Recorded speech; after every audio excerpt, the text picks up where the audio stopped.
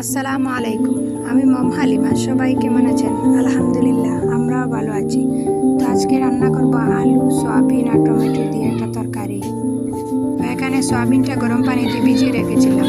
তো এখানে এটাকে ভালো করে চিপে চিপে পানি বার করে নিতে হবে। আমি 2-3 বার ভালো করে ধুয়ে নিয়েছি। এক চুলাতে ভাত বসিয়ে দিয়েছি আর এক চুলাতে সয়াবিন রান্না করব। প্রথমে একটা কড়াই বসিয়ে তেল দিয়ে দিলাম। তারপর তেলের মধ্যে পেঁয়াজ রসুন দিয়ে দেব। ডিবার মাঝে গুঁড়া করা পাউডার দেখা যাচ্ছে, ওইটা হচ্ছে আদা পাউডার।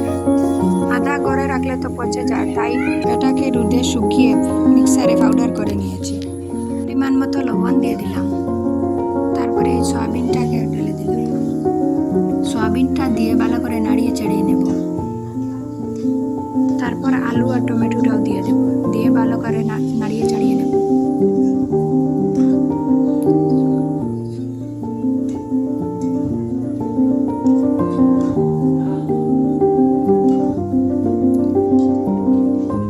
কিছুক্ষণ সময় ধরে নেড়ে চেড়ে তার মধ্যে মরিচের গুঁড়া, হলুদের গুঁড়া, জিরার গুঁড়া দিয়ে দিলাম।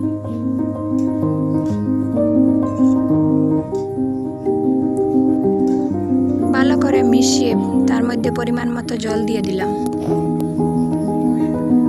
একটু বেশি করে জল দিলাম, কারণ ওই তরকারি একটু ঝুল ঝুল খেতে ভালো লাগে। আর এখানে ডাল রান্না করেছিলাম। তো এই তো আমার সয়াবিনের তরকারিটা হয়ে গেছে। উপর থেকে 2-3টা মরিচ দিয়ে দিলাম, আস্ত মরিচ। আস্ত দিলাম কারণ বাচ্চারা জাল খেতে পারবে না।